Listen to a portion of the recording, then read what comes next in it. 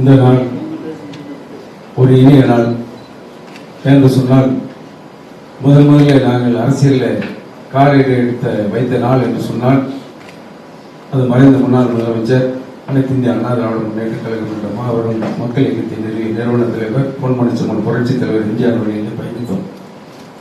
அந்த நேரத்தில் இன்றைக்கு நாங்கள் தாயகத்தோடு இந்த கழகத்தில் இணைவதற்கு ஒப்புதல் அளித்த மாண்புமிகு தமிழகத்தின் பொற்கால முதல்வர் தமிழகத்தில் ஒரு தீய சக்தியை அப்புறப்படுத்த வேண்டும் என்று சொன்னால் அது ஆண்டவன் கட்டளையாக ஒரு தூய சக்தி வந்தால்தான் நடக்கும் என்று காலத்தின் கட்டாயத்தின் பேரில் இன்றைக்கு ஆட்சி மாற்றத்தை ஏற்படுத்தி அண்ணன் சம்பத் சொன்னதை போல அவர் வாழ்கின்ற காலம் வரை தமிழகத்தின் முதலமைச்சராக வாழ்வார் என்ற மக்களுடைய எண்ணத்தின்படி இன்றைக்கு நாங்கள் இந்த கழகத்தில் இணைத்துக் கொண்டிருக்கின்றோம். அதற்கு ஒப்புதல் அளித்த முதலமைச்சர் அவர்களுக்கும் எங்களை அன்போடு இது ஒரு குடும்பமாக அண்ணன் பொதுச்செயலாளர் அவர்கள் மாண்புமிகு ஊரக வளர்ச்சித்துறை அமைச்சர், இன்னும் சொல்ல போனால் முதலமைச்சருக்கு நலனாக இருந்தவர், அவர் சொல்லுகின்ற நேரத்தில் சொன்னார்கள் எங்கள் இந்த புரட்சி தளபதியாக இருந்த நேரத்தில் அவருக்கு இயக்கத்தில் 12 காலமாக ஒரு 30 ஆண்டு காலமாக பயணித்தவர்கள் என்று சொன்னதை போல எங்களுக்கு அந்த மலரும் நினைவுகளாக நாங்கள் புரட்சி தலைவர் எம்ஜிஆரோடு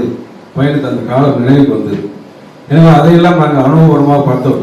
எனவே அந்த நிலையிலே நாங்கள் கொஞ்சம் நீங்கள் என்ன நினைக்கின்றீர்களோ அந்த நிலைப்பாட்டில் எங்களுடைய பயணம் இருக்கும் என்பதை முதலில் நாங்கள் உங்களுக்கு தெளிவாக தெரிவிக்கிறோம்.